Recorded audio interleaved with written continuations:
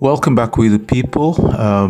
We're continuing to read the book of Revelation, also known as L's Holy Injiyl. We're on chapter 21, and this is verse 20. King James mistranslation. The fifth sardonyx, the sixth sardius, the seventh chrysolite, the eighth beryl, the ninth topaz, the 10th chrysoprasus, the 11th jacinth, the 12th amethyst. Close quotation. Dr. York's right translation and explanation for this day and time. The fifth, onyx, a type of agate stone with two different layers alternating between red, green, black,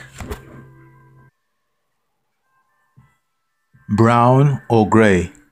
The sixth, sardius, a very hard red-orange stone that the Egyptians used to carve the image of scarab beetle, and it is used to describe someone's complexion, also called the sardine stone. The seventh, ligure, a chrysolite stone, yellow or olive green. The eighth, beryl, a translucent or opaque,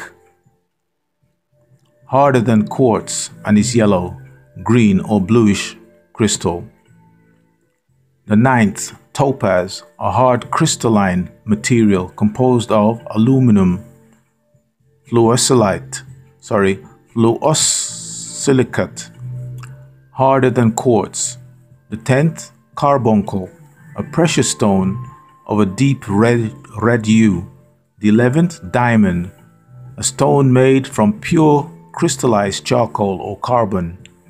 And the 12th, amethyst, from the quartz family, purple or violet in color, a six-sided crystal hard enough to scratch glass. Verse 21. King James mistranslation. And the 12 gates were 12 pearls. Every several gate was of one pearl, and the street of the city was pure gold, as it were transparent glass. Close quotation. Dr. York's right translation and explanation for this day and time. And the 12 doors were of 12 pearls. Every other door was of one pearl, and what looked like a market street, because so many people are on it, the path of the city was of pure gold, as if it was transparent glass. Verse 22. The King James mistranslation. And I saw no temple therein, for the Lord God Almighty and the Lamb are the temple of it. Close quotation. Dr. York's right translation and explanation for this day and time. And I, Yochanan, did not see in it a tabernacle, because the Master, El-Elo, who controls all things, he is its tabernacle. Because to him all worship is given, while on earth worship is given to the Most High, from a temple or tabernacle, as the children of Israel were instructed to build by the prophet Moses. And Tammuz, the Lamb, is there, also called Sananda. Verse 23. The King James mistranslation. And the city had no need of the sun, neither of the moon, to shine in it, for the glory of God did lighten it, and the Lamb is the light thereof. Close quotation. Dr. York's right translation and explanation for this day and time. And the city does not need a sun or moon to furnish its lights, because it is self-sustained. The knowledge of splitting atoms and breaking time barriers and the splendor of El-Elo shines in it, and its light is the Lamb. Verse 24. The King James mistranslation. And the nations of them which are saved shall walk in the light of it, and the kings of the earth do bring their glory and honor into it, close quotation. Dr. York's right translation and explanation for this day and time. And the nations of people that have awakened and accepted the truth from all over the world and have regained their, in quotation, godlike, close quotation, qualities, and will all walk in the light of it, because they have earned the right to be on the crystal city, and the rulers of the planet Earth, those who remained righteous, not partaking in the intoxicants, nor prostrating to the image of the beast, nor fornicating with the harlot, will come with their glory and honor into it. Verse 25. King James mistranslation. And the gates of it shall not be shut at all by day, for there shall be no night there. Close quotation. Dr. York's explanation and translation. Right translation. And the doors of it will not be shut day or shadow hours. Verse 26. The King James mistranslation. And they shall bring the glory and honor of nations into it. Close quotation. Dr. York's right translation.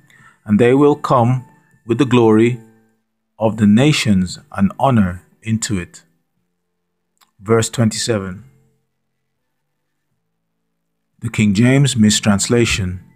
And there shall in no wise enter into it anything that defileth, neither whatsoever worketh abomination or maketh a lie, but they which are written in the Lamb's book of life.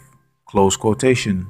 Dr. York's right translation and explanation for this day and time. And nothing will enter it that is not pure, nor anything or anyone who does what is shameful or disgraceful, or tell lies. No one who is not pure in actions and heart, and has been defiled by the harlot will enter. If any deceitfulness remains in their heart, you will not be allowed to enter, none except those whose names written are in the Lamb's scroll of life.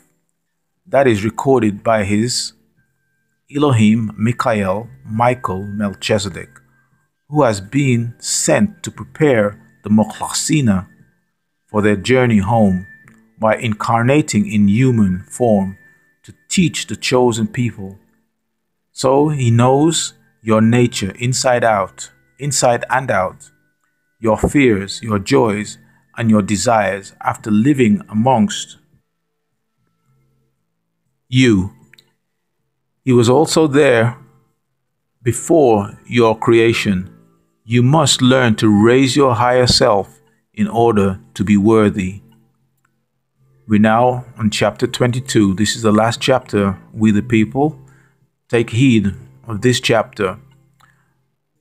And it's a chapter that perhaps should be read first before going to the beginning of the book of Revelation.